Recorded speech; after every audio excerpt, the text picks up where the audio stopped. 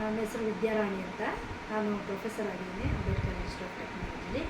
ನನಗೆ Harish sir GPP ಮಾಡಿಸ್ತೀನಿ ಅಂತ ಹೇಳಾದ್ಮೇಲೆ ನಾನು ನನ್ನ ಮಗನಿಗೆ ಮಾಡಿಸೋಣ ಅಂತ ಸರ್ವೆ ಕರೆಸಿದ್ದೆ.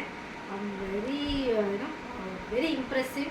ನಾನು ಈ ಥರ ಇರುತ್ತಾ ಅಂತ ನನಗೆ ನೋಡಿದ ತಕ್ಷಣ ನನಗೆ ತುಂಬ ಇಷ್ಟ ಆಯಿತು. ಹಾಗೂ ಅದರಲ್ಲಿರೋದು ಅವ್ರು ಏನು ಹೇಳ್ತಾ ಇದ್ದಾರೆ ಅಂದರೆ ಸೈಂಟಿಫಿಕ್ ಆಗಿ ಇದೇನು ಪ್ರೊಡಿಕ್ಷನ್ ಅಲ್ಲ ಅಥವಾ ಅರಸ್ಕೋಪ್ ಅಲ್ಲ, ಆ ಥರ ಅಲ್ಲ. ನಮ್ಮ ಇದರೊಳಗೆ ಏನಿದೆ ನಮ್ಮ ಫಿಂಗರ್ ಪ್ರಿಂಟ್ನ ನೋಡಿ ಸರ್ ಹೇಳ್ತಾ ಇರೋದು.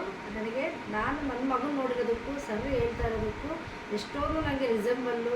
ಹೌದು, ಇದೆಷ್ಟು ಸೈಂಟಿಫಿಕ್ಕಾಗಿ ಕರೆಕ್ಟಾಗಿದೆಯಲ್ಲ GBP ಅಂತ ನನಗೆ ತುಂಬ ಸ್ಯಾಟಿಸ್ಫೈ ಆಯಿತು. ಆ್ಯಂಡ್ ಮತ್ತಿನ್ನೊಂದು ಏನು, ನಾನು ಎಲ್ಲಿ ಆ ಒಂದು ಪಾಸಿಟಿವ್ನೆಸ್ನ ನಾನು ಕಾನ್ಸಂಟ್ರೇಟ್ ಮಾಡಬೇಕು ಅನ್ನೋದು ನನಗೆ ತುಂಬ ತಿಳ್ಕೊಂಡೆ. ಹಾಗೆ ಆ ನೆಗೆಟಿವ್ಸು ಒಂದು ಎಲ್ಲಿದೆ ಅದನ್ನು ಎಲ್ಲಿ ಕಮ್ಮಿ ಮಾಡಬೇಕು ಅನ್ನೋದು ತಿಳ್ಕೊಂಡೆ.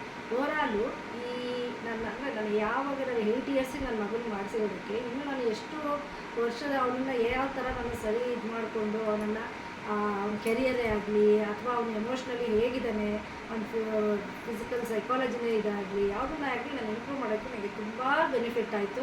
ನಾನು ತುಂಬ ಸ್ಯಾಟಿಸ್ಫೈ ಆದೆ, ತುಂಬ ಖುಷಿ ಆಯಿತು ಸರ್ ಬಂದು.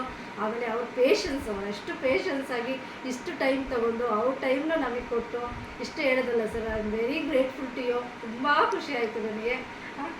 ಇದೇ ಥರ ಎಲ್ಲರೂ ಇದನ್ನು ಯೂಸ್ ಮಾಡ್ಕೋಬೇಕು. ಯಾಕಂದರೆ ಅವ್ರ ಮಕ್ಕಳದ್ದು ಕೆರಿಯರ್ ಏನಿದೆ ಅಂತ ನಾಟ್ ಓನ್ಲಿ ನಾವು ದುಡ್ಡು ಕೊಟ್ಬಿಟ್ಟು ಮಕ್ಕಳನ್ನ ಅದು ಮಾಡಿಸ್ಬೇಕು, ಇದು ಮಾಡಬೇಕು, ಇದು ಮಾಡು ಅದು ಮಾಡು ಅಂತ ಹೇಳೋದ್ರ ಬದಲು ನಾವು ಈ ಥರ ಅವ್ರಿಗೆ ಎಲ್ಲಿ ಅವ್ರದ್ದು ಪಾಸಿಟಿವ್ ಇದೆ, ಎಲ್ಲಿ ಅವ್ರದ್ದು ನಾವು ಅವ್ರನ್ನ ತೊಗೊಂಡೋದ್ರೆ ಕೆರಿಯರಲ್ಲಿ ಇಂಪ್ರೂವ್ ಆಗ್ತಾರೆ, ಅವ್ರ ಟೇಸ್ಟ್ ಏನು, ಅವ್ರದ್ದು ಇದು ಏನು ಅಂತ ನೋಡಿಕೊಂಡು ನಾವು ಅವ್ರಿಗೆ ಹೆಲ್ಪ್ ಮಾಡೋಕ್ಕೆ ಈ GPP ಅದು ದಟ್ಟು ಹರೀಶ್ ಸರ್ ಥರದವ್ರು ಸಿಕ್ಕಿ ನಮಗೆ ಅದನ್ನು ಗೈಡ್ ಮಾಡಿದ್ರೆ ತುಂಬ ಯೂಸ್ ಆಗುತ್ತೆ.